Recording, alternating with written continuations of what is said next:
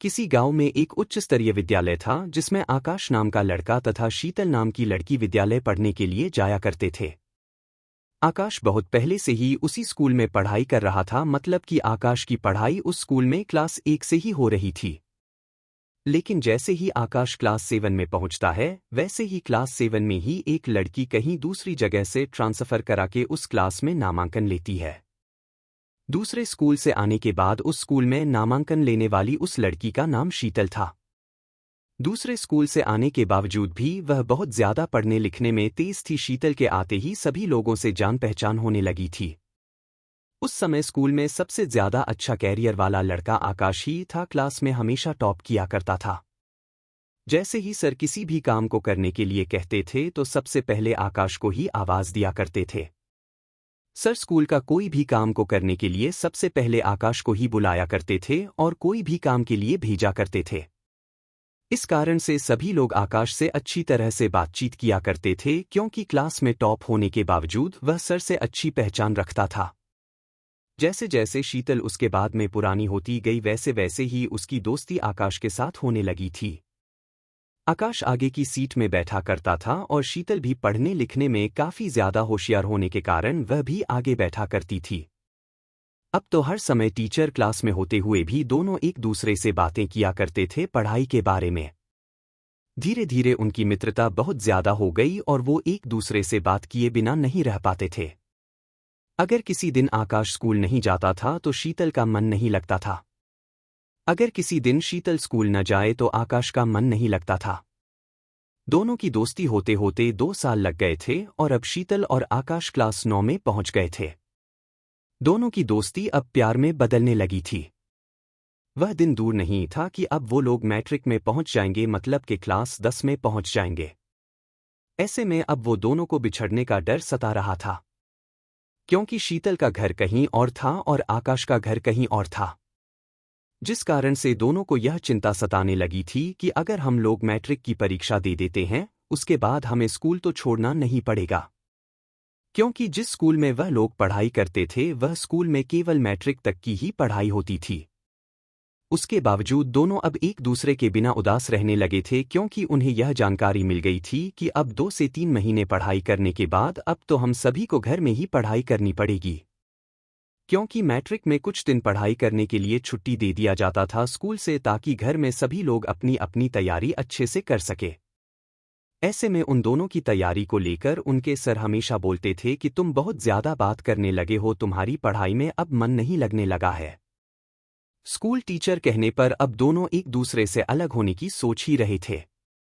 उसके बाद शीतल कहती है कि टीचर हमें बार बार बोल रहे हैं कि बहुत ज्यादा तुम्हारा बातचीत हो रहा है, अगर इसी तरह से चलता रहा तो आगे मैट्रिक का रिजल्ट तुम दोनों का खराब हो जाएगा।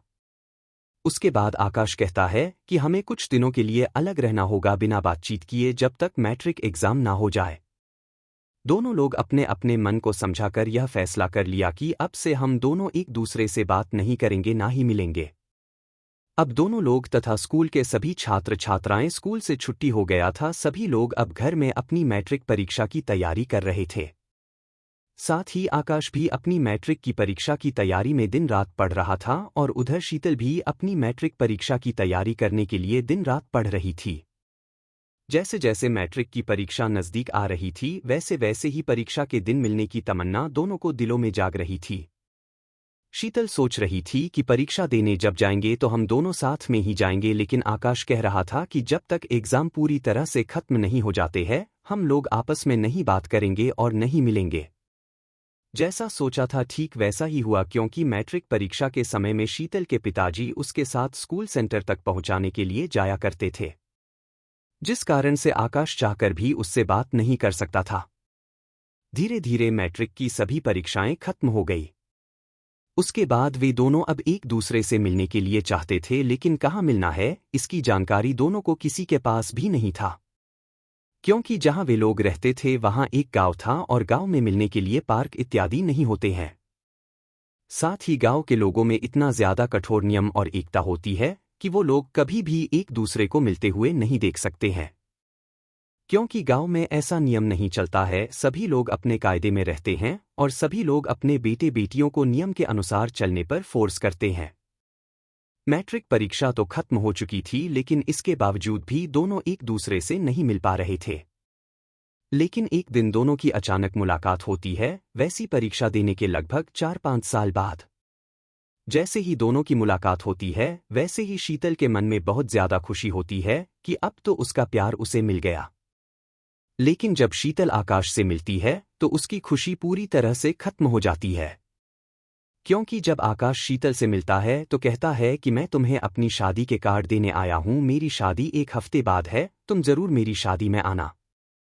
इतना सुनते ही शीतल आकाश की शादी का कार्ड लेकर अपने घर की तरफ चल पड़ती है।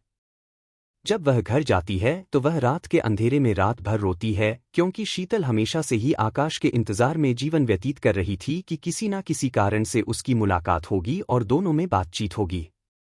फिर उसके बाद आकाश सोचता है कि अब हम दोनों एक दूसरे से शादी करेंगे। लेकिन किस्मत को कुछ और ही मंजूर था। जब आकाश शीतल से मिलता है तो वह डायरेक्ट अपनी शादी के कार्ड देने के लिए मिलता है। आकाश की शादी नहीं हुई और वह शादी के दिन शीतल के आने का इंतजार कर रहा था।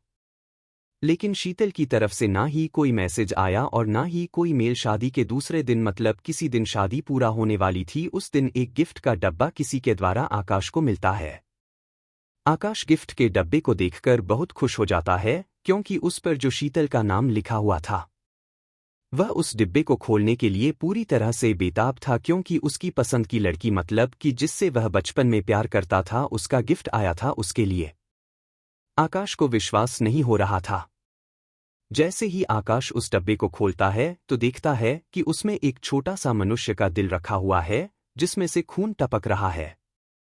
साथ ही वहां एक चिट्ठी लिखी पड़ी हुई थी, जिसमें लिखा हुआ था, तुम शादी तो कर रहे हो लेकिन अपना दिल ले जाना भूल गए हो, या लो मेरा दिल अपने पास रखो, क्योंकि तुम्हारे बिना मेरी जिंदगी का कोई मकसद ही नहीं है।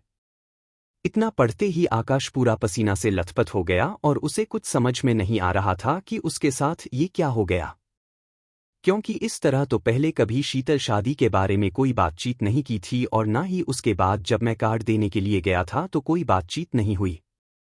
आकाश के पैरों तले जमीन खिसक गई, क्योंकि जिस बात का उसे जरा भी अंदाजा नहीं था वही बात उसके साथ हो गई थी।